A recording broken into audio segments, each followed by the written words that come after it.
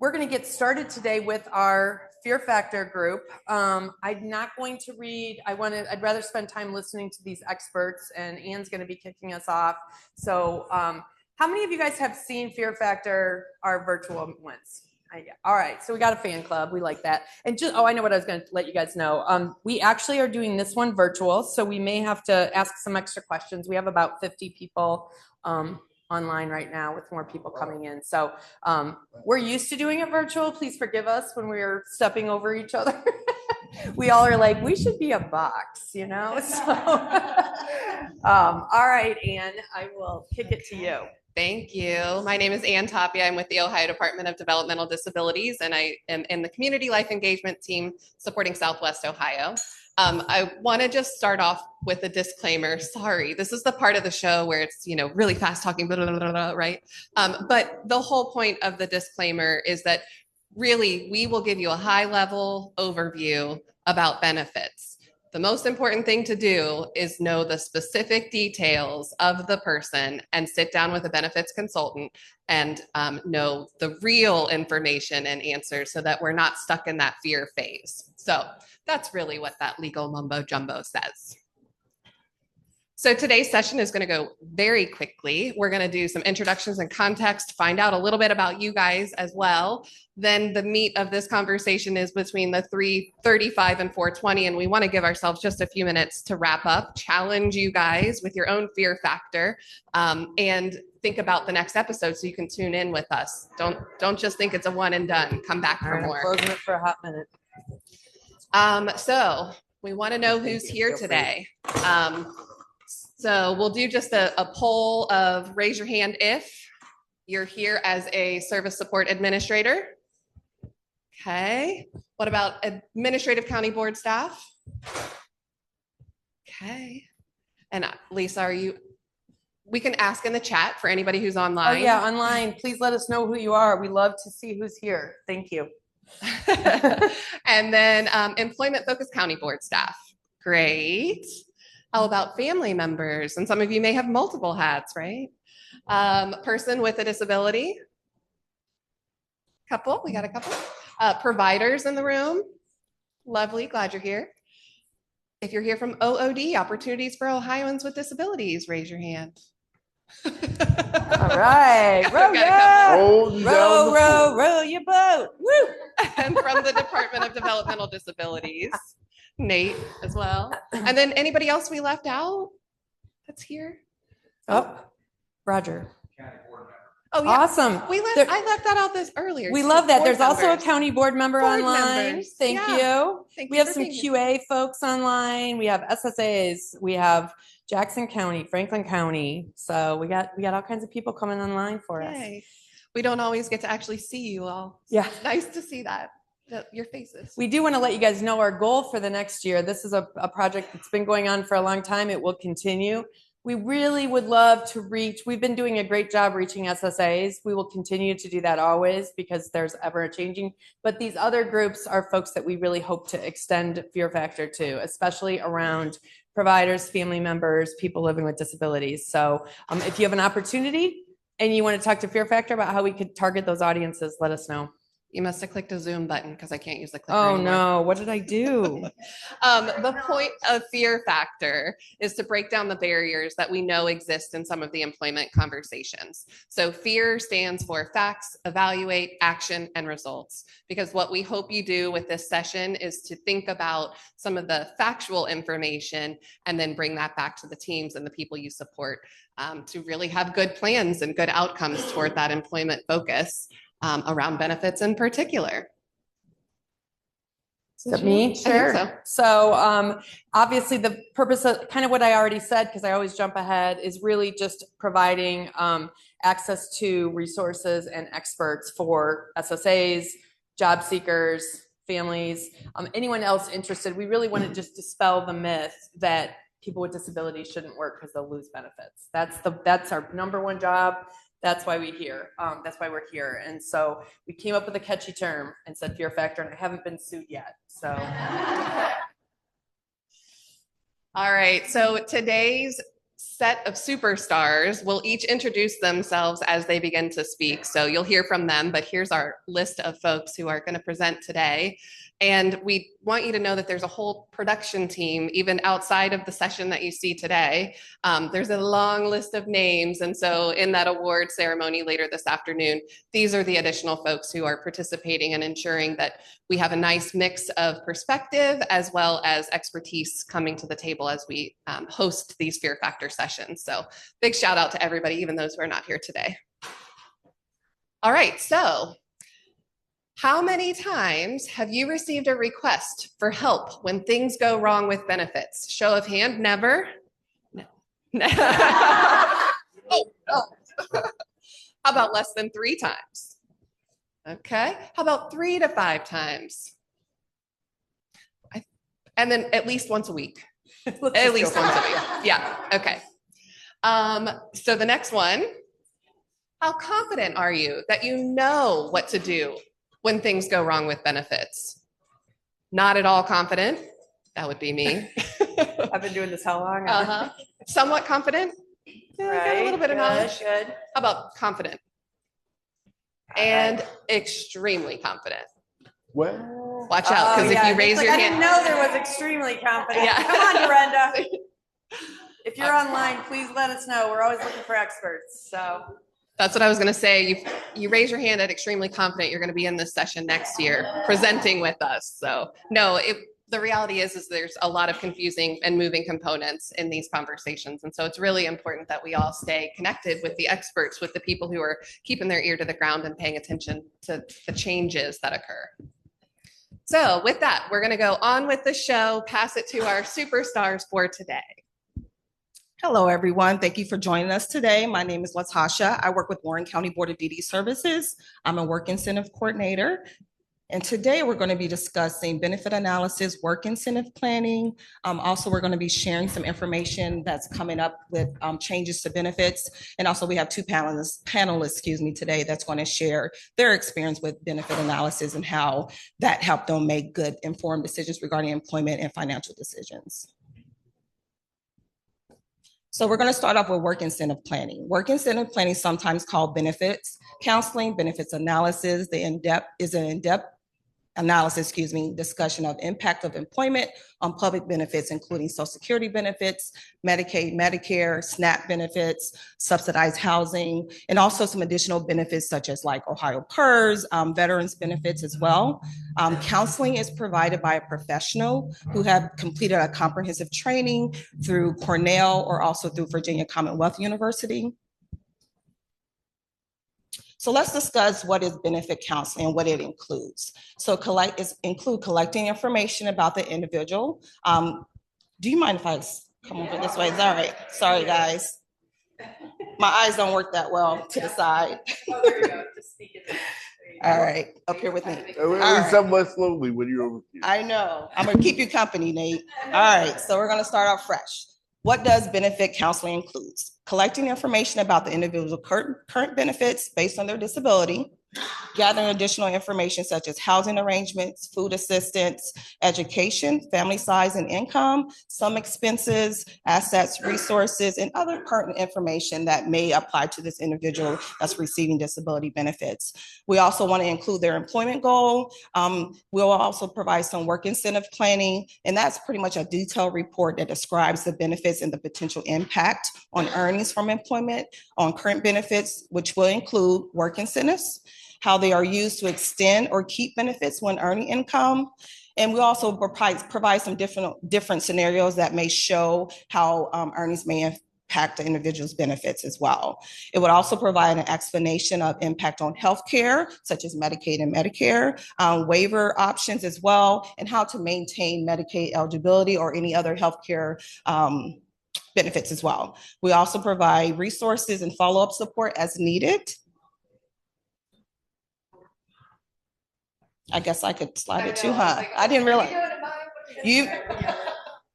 All right, so In addition to what I just shared, we also want to provide detailed explanation of each type of benefit, the benefit amount, the coverage, how income from employment may or may not impact each benefit, as well as how to extend or keep benefits longer by using eligible work incentives. So here is a list of different benefits that you may see in someone's work incentive plan or benefit analysis. It'll be information about their current Social Security benefits, also any other cash benefits they may have related to like disability or pension, healthcare, as we mentioned before, like Medicare and Medicaid. Some people are on both, some people are on waivers as well. And I know that's a key thing that people are really, they're concerned about losing that Medicaid waiver. So we do make sure we make a point of sharing information on how the waiver may or may not be impacted with employment as well. Also, housing is included in any education assistance someone may be receiving. All right, so when it comes to work incentives, there's several different work incentives, and these are a list of work incentives that we have listed that we feel like helps an individual maintain their benefits or some of their benefits. That includes the student earned income exclusion, impairment related work expense, blind work expense. I'm not gonna go through all of them because pretty much it would be a good idea to watch one of our Fear Factor sessions on work incentive planning, where we go through detailed information regarding each work incentive. So hopefully you guys will tune into one of those recorded Fear Factor sessions or any upcoming ones. But I would like to share that one of my favorite work incentives is the student earned income exclusion. This exclusion will allow an individual that is under age 22 to exclude for this year, $2,350, I believe, per month, up to a little over 9,000 and something for the year. So that is very beneficial for someone that's on SSI and that's a student, where they can pretty much make a pretty decent amount of money and not have their SSI payment impacted. So next slide, please. All right, so right here is a table that we put together so you guys can get an idea of which work incentives apply to which benefit. These different benefits are available to individuals that are currently receiving SSDI or SSI. Now I will pass it on to Jeannie, who is going to share information regarding key information to know, also how to access benefit services as well.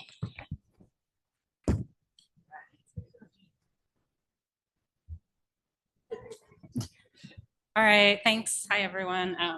My name is Jeannie Emke. I work for Opportunities for Ohioans with Disabilities. I'm a work incentives consultant. So I do benefit analysis and work incentives planning most of my day. Oh, okay. Is it the door or is it? Hold it. Okay, sorry. I'll introduce my. I'll start over, I guess. My name's Jeannie Emke. I'm with Opportunities for Ohioans with Disabilities, and I am a work incentives consultant. So I do benefits planning, work incentives consultant work during the day. So we're going to start talking about how does someone know if they need a benefit analysis report. So some of what Latasha already talked about. So it'd be someone who receives any sort of public benefit, disability benefit, really any benefit where income or resources could impact their ongoing eligibility for that benefit. So we listed some that I think most of them we already kind of mentioned, but maybe not, like SNAP, OWF, along with the Social Security, Medicaid, and Medicare VA benefits. There's good number of benefits that could be impacted. And then it would be someone that's planning for like an increase in their income, usually by going to work. So if someone's planning for work, but they feel, maybe a little uncertain, they want to know ahead of time what's going to happen with my benefits, then that would be someone that would want a benefits analysis. That could also be someone that's already working and is looking at an opportunity for an increase in hours at their current job, a raise, anything where, they might not even know, is this going to make a difference or will everything still be the same for me? So that would be someone that would also want a benefit analysis. And then also maybe someone who has gone through and used that DB 101 site, which is a online resource with a ton of information about benefits. Maybe they started there, looked up some information, but they're like, I really don't know if this, if I'm putting in the right information into this. So that would be someone that would want to maybe a full benefit analysis report. So here we kind of talk about just some key ideas like bullet points about benefits and working. So the first just kind of talks about how these benefits may be affected by an increase in income, your Social Security payment, SSI, Medicare, Medicaid, housing. And if you're eligible, work incentives may apply in your situation where you can keep more of your benefit or all of your benefit and be able to work. So, and then that report's going to give you that guidance. So, I've talked to a lot of people that they say they feel much more confident going into their job search or continuing their job search once they've had this meeting and they have a better understanding of, okay, I can see from this clearly that if I work this job that I am interested in it, maybe nothing's going to change with their benefits. And that surprises people a lot of times. So, or maybe something changes, but it's not necessarily bad. They might just have to have a different kind of Medicaid, but they still keep all the coverage that they need. So a lot of different factors. And then also important to know that there are multiple agencies that can provide work incentives planning or benefit analysis reports, and the agencies or private providers. And then I mentioned the DB 101 website, but there's also Social Security's website has a lot of fact sheets and information you can read about different information about benefits, Department of Medicaid.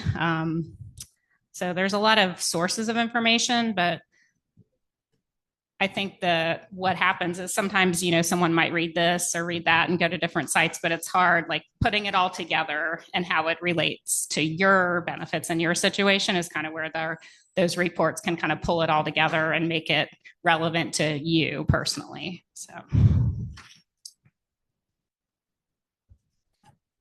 yeah. So this talks about how income can affect, your benefits. So Medicaid, healthcare, and Medicaid waiver services are based on countable income and assets. So resources, what they might count as like money in your savings account. So it is important to know those numbers and know where you are in relation to those numbers. Also, some people might not realize there's what they call a patient liability, or I think they kind of are switching to call it share of cost now for Medicaid waiver services. So if your countable income is above a certain amount, there's a potential where you may pay some of that money back to the provider for your services if your income. So those are things that you'd want to know and talk about and see if there's other things to do, which there usually are.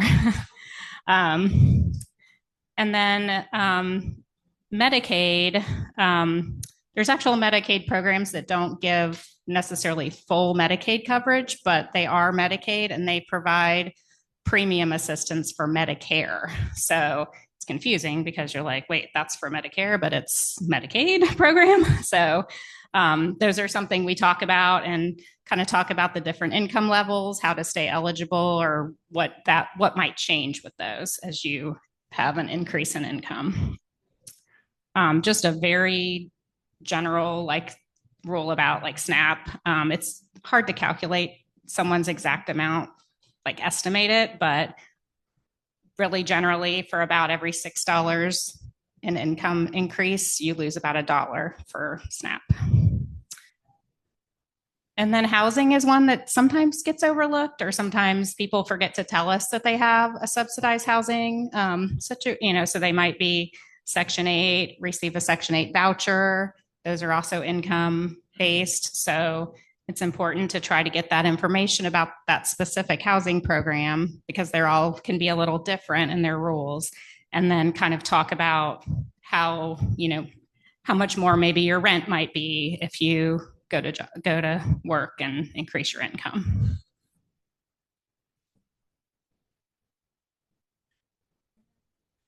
Yeah. I did. Okay, yeah. So the ways to access the service to find benefits counseling. There are a lot of different avenues to look at. So different ways you can get access this. Like we said, there's agencies, there are private people that do it. There's a Social Security program. So the things to consider when you're trying to decide who might provide this service for you is first, one thing is how quickly do I need this information? How urgent is this? Like, am I starting a job tomorrow and I really need to know, right away? Or do I have some time because I'm just starting to think about this? And then think about like what agencies are you already connected with that might provide the service? So county boards of DD, of course, often have someone on staff that provides that service. Opportunities for Ohioans with disabilities. Mental health treatment providers sometimes will have someone on staff that does that. And then the WIPA projects, which I think there's a little bit more detailed information we'll get into about the WIPA projects, but they're Social Security funded.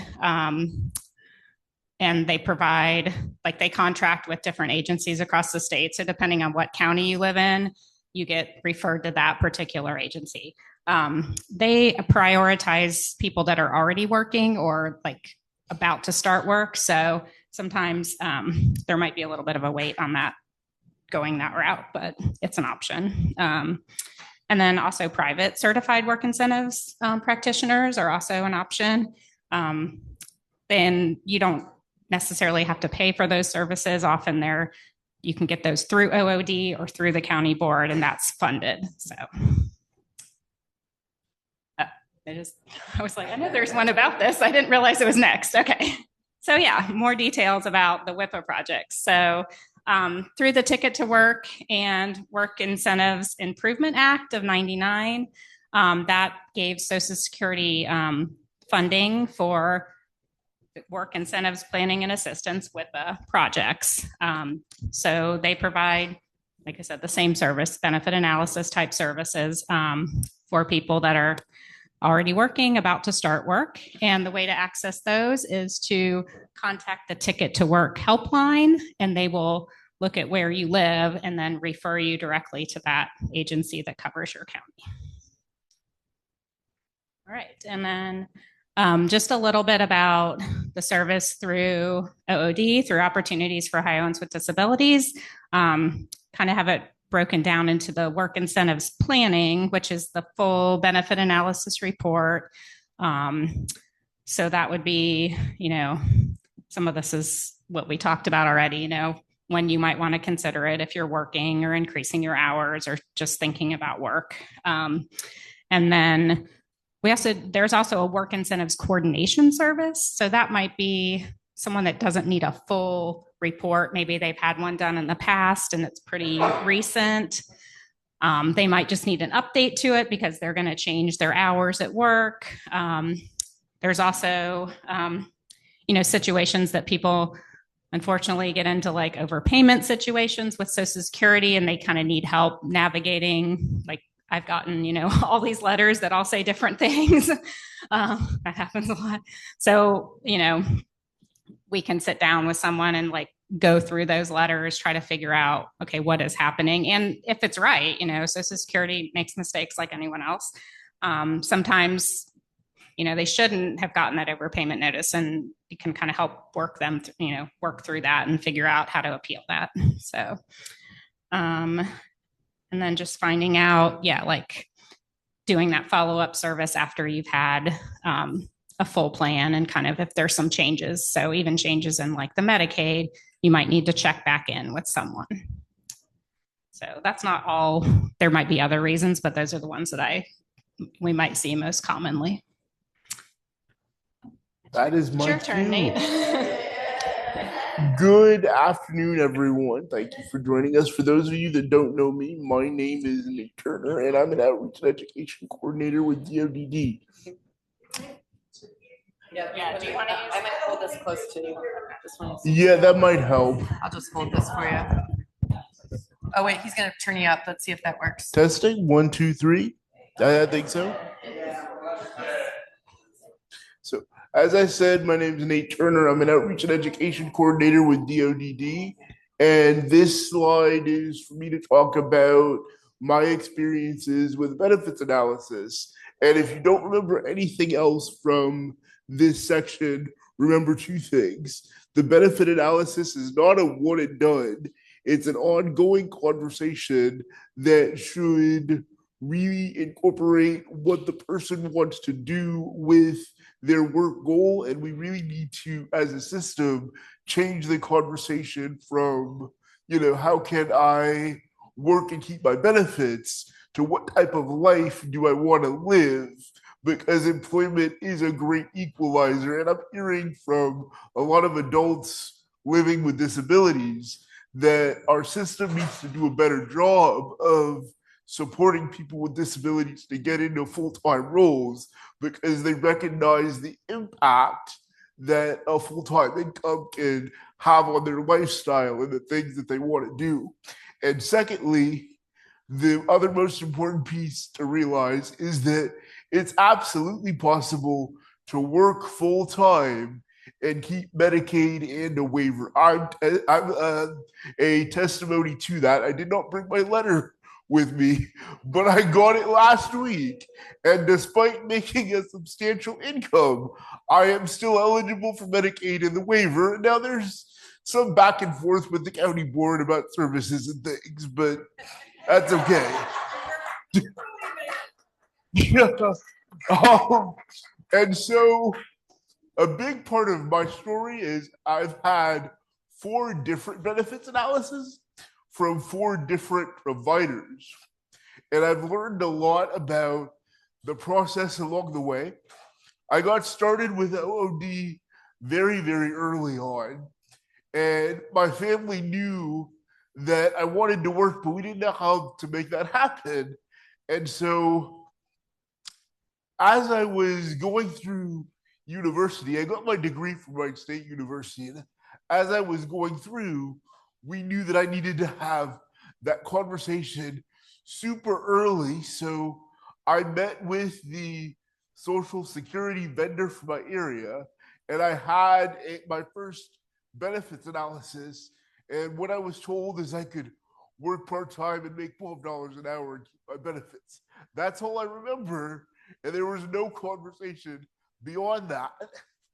And so after I graduated, I had some health issues that I needed to work from home. And so I worked with OD to make that happen. And we revisited the benefits analysis because I was working more hours and kind of working part-time. And I should say, as part of that first analysis, they did talk about the student earned income exclusion because I was in university.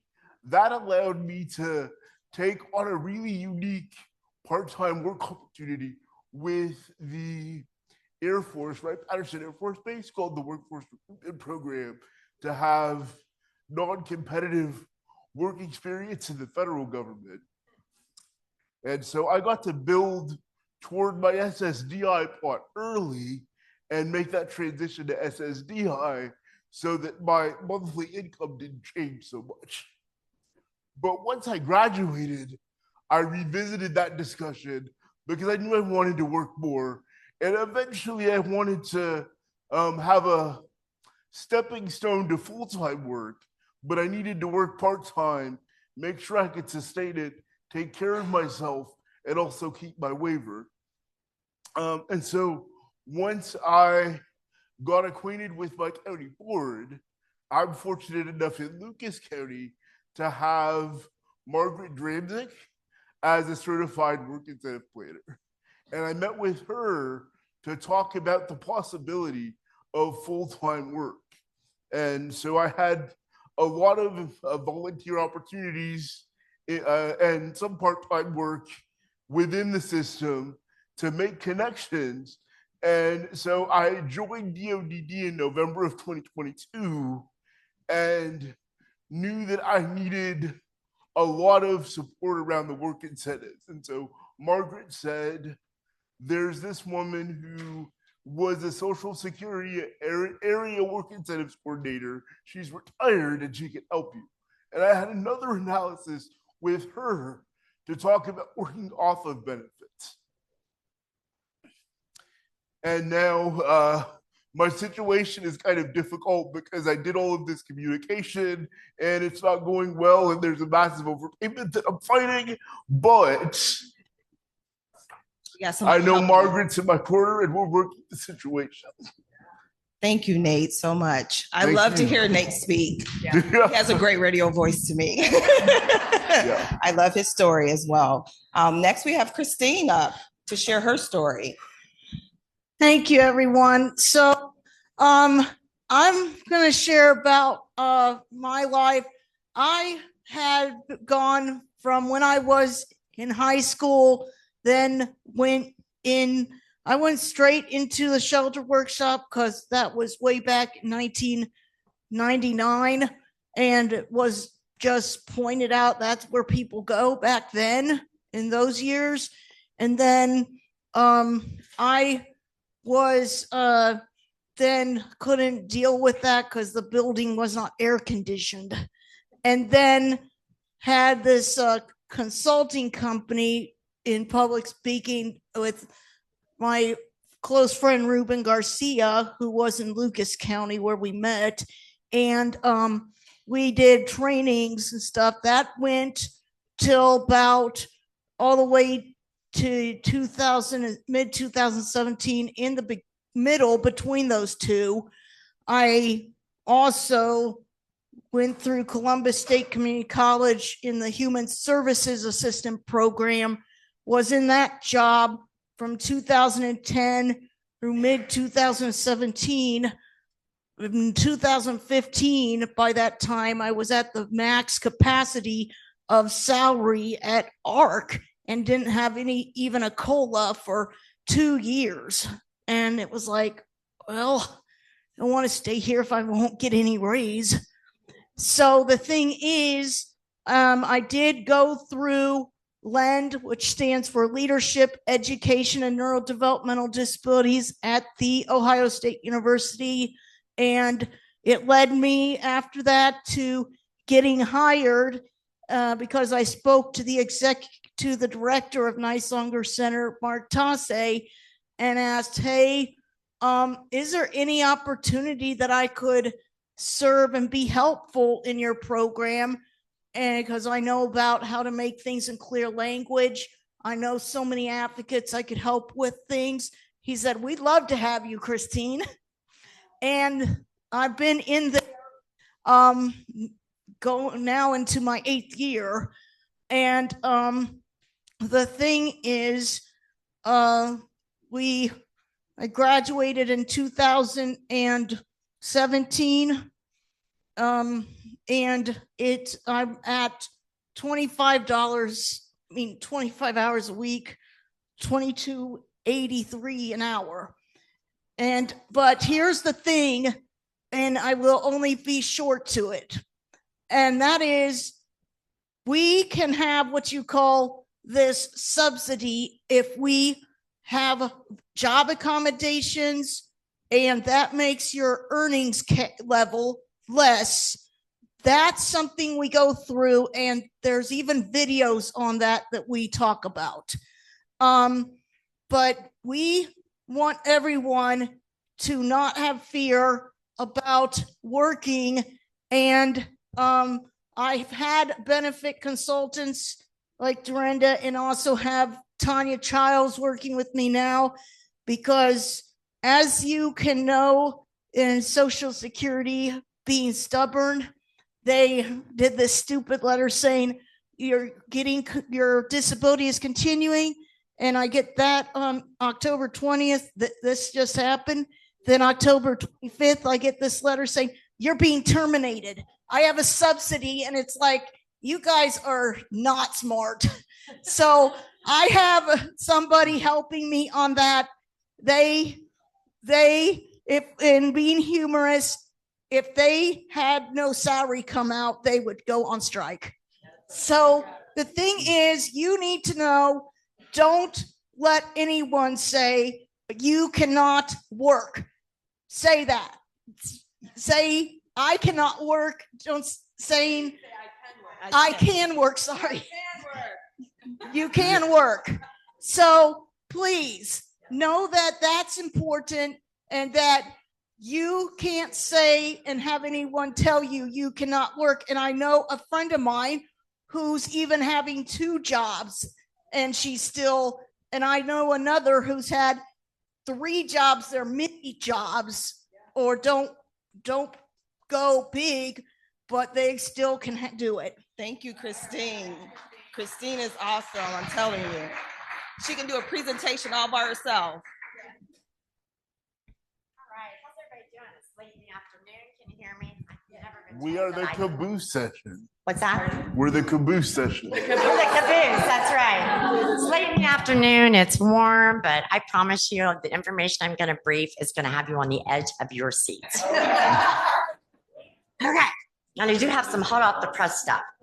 All right, some additional benefit support. We talked about all the ways to get a benefits analysis.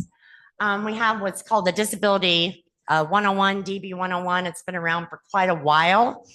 It is a really good tool. Anybody can go on the internet and use it. You just need to keep in mind when using it that it doesn't always take into account an individual's specific situation. So you're not going to get the same thing with DB 101 that you're going to get with a full comprehensive benefits analysis. Okay. And my SSA account, even anyone who's ever worked and paid into Social Security should have a My SSA account. We found out during COVID, well, lots of things actually, unfortunately, and I would like to quit saying that word. Everything shut down. There was nowhere to get to anything. One of the things that Social Security has done is they have made huge improvements on the My SSA account. You can get a ton of information out there. For the last 43 days while the government was shut down, we were a little inhibited on doing benefits analysis because we couldn't get what's called a benefits planning query, but you could get the person to go into their SSA account and pull out a benefits verification. Yeah, I know. I see you shaking your head. So if you don't have one, create one. And if you do have one, check it every 6 months or it's going to shut you out. Okay. And Social Security blog. This is another huge improvement that they've done this year. There are so many videos and Q&As and fact things out there on, I know you don't have this presentation, but in this presentation are links. If you just click them, it will take you there. And I don't know if you're getting it sent to you or not, but it will be awesome. Okay. All right, perfect. There's a lot of stuff out there. And even though I've been in the business for a long time, I still go out and look up stuff all the time. Okay. Work incentive planning, key takeaways. Is this moving? Oh yeah, sure. Just like Christine said, you can work and many scenarios are out there to keep your benefits. And not everybody cares about whether they keep their benefits, but it's nice to have them until you get a consistent, successful job. A work incentive plan benefits analysis gives you the information, the tools, the education, the guidance you need to make informed decisions, not just for now, but as you go through your employment. I was in a presentation earlier where someone said, people don't stay in the same jobs anymore. I was fortunate. I had a career for 40 years. And now that doesn't happen. People switch all the time. So you need that comprehensive benefits analysis every time you're switching jobs or increasing hours or increasing your pay. There are many options to obtain the analysis. Many are at no charge to you, which I believe Latasha hit on as well. So for example, I worked for Fairfield County Board of DD for several years. I retired and then I didn't retire. I started my own business and now I'm a consultant to several boards and OOD. I'm a vendor to OOD. So those businesses pay me to do benefits analysis or work incentive planning or in some cases. And I'm not trying to plug myself in any way, shape, or form, but there are people that need help applying for benefits, and you can't always get that through other agencies, and private people can help you do that as well. So be proactive, obtain that analysis before your employment, and know the benefits you receive. I am somewhat surprised sometimes when I'm working with people, they really don't know what they receive. And I gave a presentation to Licking County. I see some of them back there a couple of weeks ago, because I kept getting caseworkers going, my person receives SSI. I get the BBQI. No, they don't. They receive SSDI. So you need to understand what's the difference between the two. Do you have Medicaid? Do you have Medicare? It's very important, because all of those things are effective with employment. All right, here's some good stuff. The 2026 cost of living allowance increases have been communicated. So anybody who receives regular Social Security or Social Security disability insurance is getting a 2.8% increase. Whoa, just a little lower than the economy's increase, but whatever. The supplemental security income benefits going from $967 to $994. The SSI dual beneficiary, that's a person who gets both. The max is going to $1,014. Substantial gainful activity is going from $1,620 to $1,690. That's pretty good. Blind substantial gainful activity, which is always much higher than regular substantial gainful activity. And part of that is they have great lobbyists that lobby the federal government to get them great benefits. That's going up to $2,830. The trial work level, 1210, and so on. I won't go through all of those. Go ahead, hon, or me. Maybe I do it. How do I do it? Oh, no. See, I always screw it up. You do it. Okay. All right. So this is huge. And I'm not going to talk a lot about it, because even people in our network are still going, what? So in 2016, the state of Ohio put a demonstration project in place in 28 or 29 counties called My Care Ohio. And in essence, what that does is it makes Medicare and Medicaid recipients have a one-stop shop. It makes life a whole lot easier. You don't have to go to Medicaid to get questions. You don't have to go to Medicare. You go to one organization. Starting in did I say 2026 to begin with? 2016. Okay, so in 2026, thank you so much. It's going to roll out to all 88 counties in increments. And I'm a realist. It's going to be very, very chaotic, that rollout. The end result is going to be very, very good. I promise it's going to be very, very good. If you don't know about MyCare, which is also going to be called Next Gen, there is a website, the MyCare resource page. Please go spend some time out there and read about it, because it's not, there's nothing in benefits that's easy. It's all complicated. This is going to be a little complicated, but it will get better. Anne's not paying attention to me.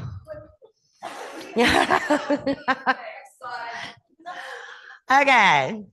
These were what happened in 2025 and what's happening in 2026. So those of us who do benefits analysis, it is a lot. It is complicated. You have to stay up on rules. This past year has been, I'm going to pull my hair out, because every time you turn around, a rule was changing. And I literally mean every time you turn around, federal level and the state level. If you as a work incentive practitioner do not stay on top of that, you are not communicating to the people you serve the right information. So some things that happen. SSDI overpayment recovery rate years ago used to be at 50% of the federal benefit rate. So what that means is if you get $1,000, I don't like holding microphones, can you tell? Okay, thanks. I appreciate that. If you received $1,000 in SSDI and you incur an overpayment years ago, Social Security were going to take 50% of that to pay it back until it was paid in full. Then it got changed to 10%. Then in March of this year, it got changed to 100%. And then in April, after people were going, what the are you doing? They went back to 50%. But what that means is and I didn't word this right, it's 50% for all overpayments incurred after April of 2025. What I'm seeing, and I don't know if other WICs are seeing it or not. I just had one last week. Social Security is recovering 50% on an overpayment that happened in 2021. So it should be 10%. So when I called to work through that, it was during the federal government shutdown. And it took $700 out of this young man's SSD I checked. Now he cannot pay his rent and several other things. Social Security said, well, sorry, we can't make any changes while the government shut down. Could you please give him a, what's it called? What's the payment called when the emergency payment?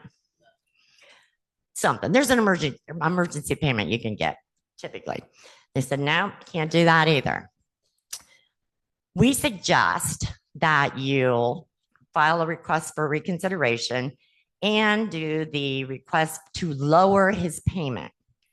But when you send it in, we're not going to be able to look at it until the government opens up and we catch up with our backlog.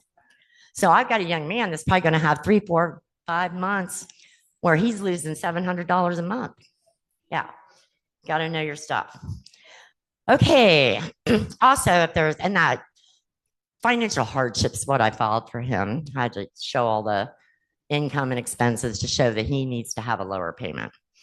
The SSI overpayment recovery rates is going to remain at 10%. Thank you.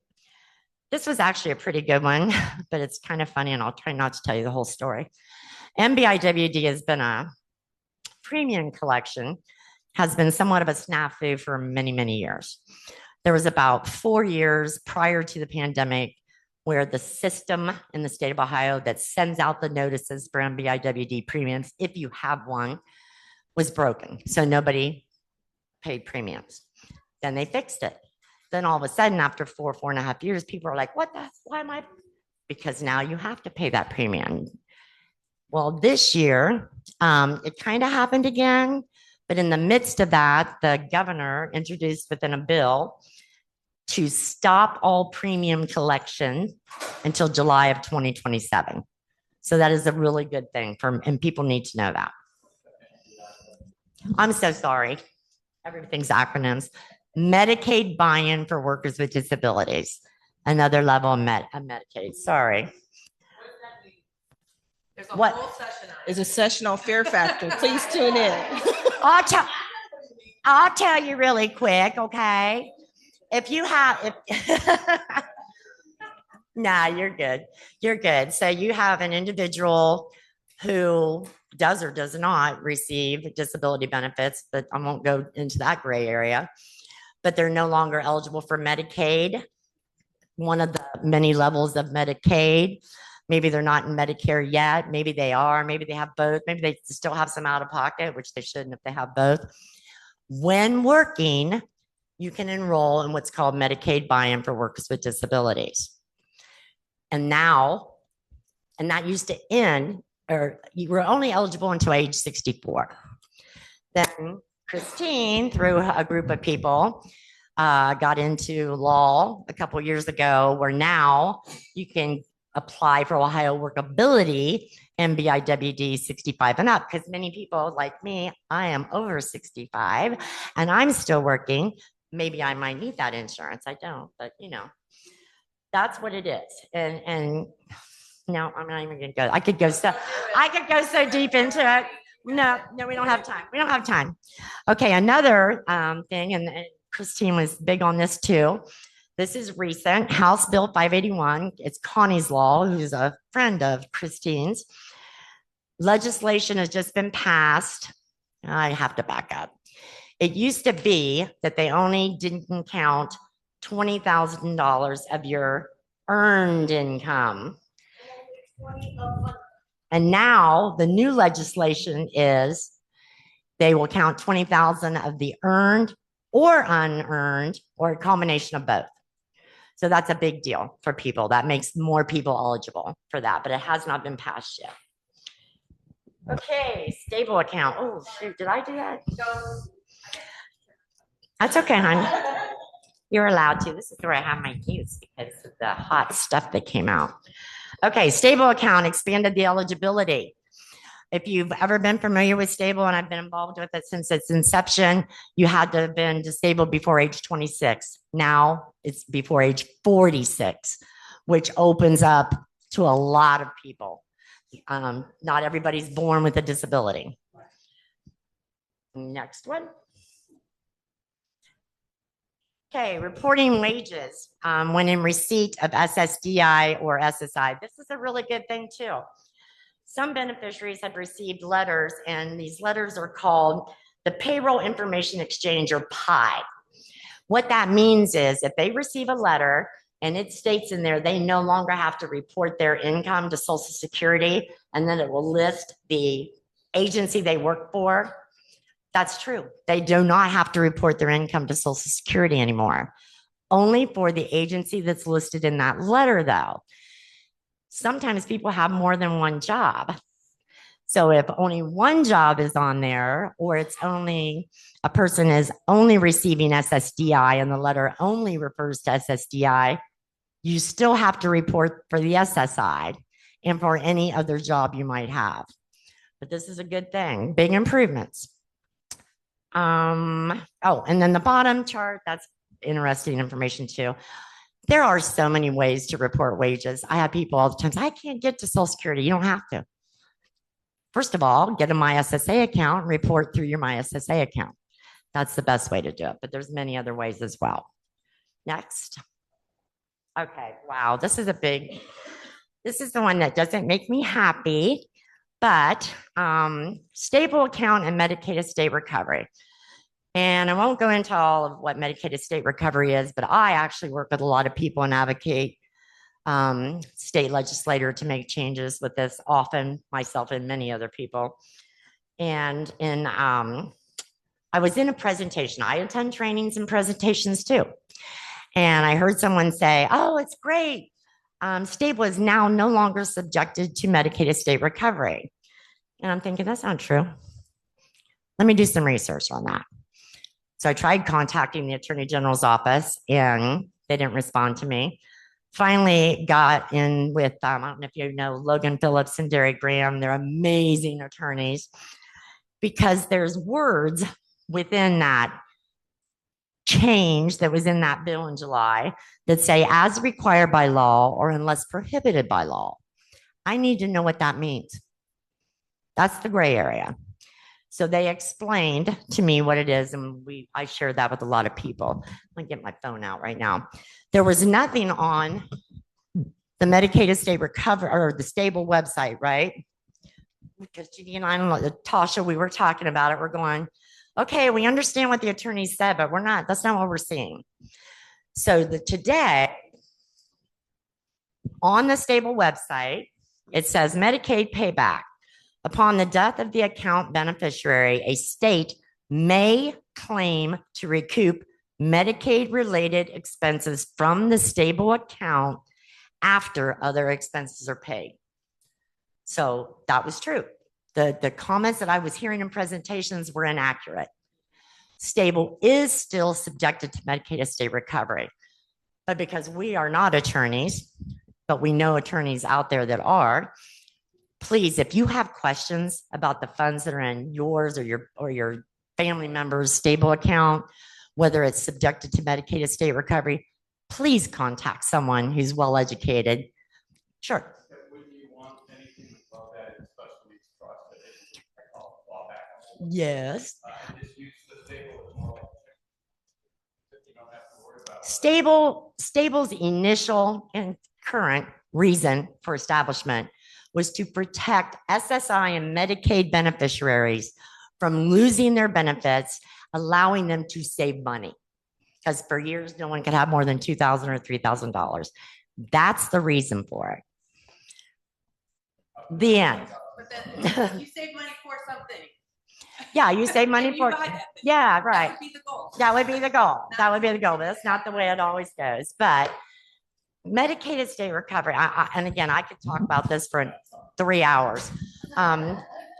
The best way to protect a disabled person's assets are with a special needs trust. I'm not either, but I work with them a lot and they have made me feel like I'm a lawyer. Can we pretend like it? I'm not a lawyer? Go call a lawyer. Okay, that's it. Anybody have a question? Okay, but 1 minute so that we can ask a question. You guys are lucky that the DD waivers have work benefits education analysis in it. All the other Medicaid waivers in the state do not. So you need to take advantage of this. I did tell Medicaid, and so did Jennifer Kachera was in it too, virtually. And she said, you know, everyone who has a Medicaid waiver, except for the aging, the nursing facility waiver, all the rest should have the right of access, because anybody, even if their disability was at 42, they don't know. So we told Medicaid and we told them, get themselves going and get with the program today. All right, if somebody has a question real quick, if you have to go, we understand, but. I noticed on that one chart, it said SSDI, and then it said SSDI other, and then you mentioned dual beneficiary. So what, because we know somebody that gets both SSI and SSDI, our kids do not. So we're like, wait a minute, I didn't think you could get both. So explain who would. So I'll make it real both. simple. I'll try. Social Security disability insurance is what we pay into Social Security. It's I call it an entitlement, but there's a lot of controversy about that in the government right now.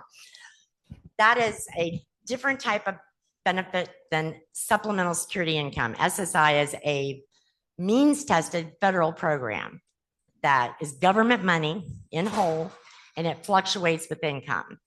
So let's say you have a person who got SSI, they've been working for 4 years. Now they're going to be transitioning to SSDI, but they're not going to get the max amount, which next year will be $1,014. Say they're going to get $800 in SSDI. They're going to get the rest of it in SSI, probably will stop because of the work. That makes them a concurrent or dual beneficiary. So you can earn towards, you can start with one and end with two. You can. Absolutely. Yeah. Yes. Yeah. Then when SSDI other, there's multiple types of SSDI. You can get it on your own work record. You can get it on the deceased, disabled, or retired parents' work record, spouse's work record. When somebody's, multiple types. If their parent dies. And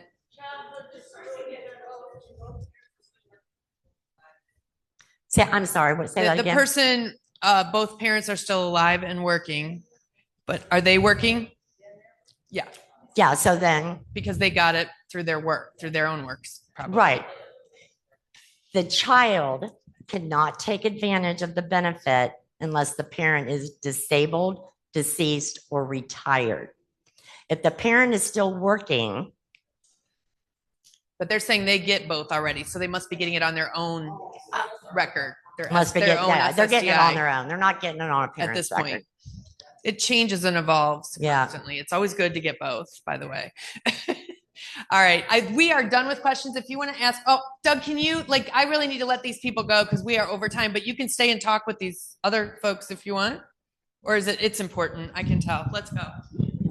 I was wondering, I have a situation where I have both Medicare and Medicaid. Is there any way to get around both of those so I can still, if I wanted to, work? Yep. Okay. So if you're both Medicare and Medicaid, you want to be. Okay. Medicaid pays typically, depending on accountable income, your Medicare Part B premium, your copays, your out-of-pocket lots of stuff. You would still keep it work. Yes, you can still work and be a dual You need a work, you need a Yeah. Yeah, okay. Christine, what is the answer? You can work, right? All right. You talk to your business, say, to get a benefits analysis, say, I was at this conference, I want one, please authorize it, thanks. All right, everybody. I appreciate you. Closing notes. Remember, we don't really have a challenge, but we do really want you to reach out to us. We want you to know your county, who can be helping you in your county. If you need help, reach out to myself or anybody on this panel. And yeah, and if they don't answer, call me, Doug. All right. Tune in next time. Thanks for being Thanks, here, y'all. everybody.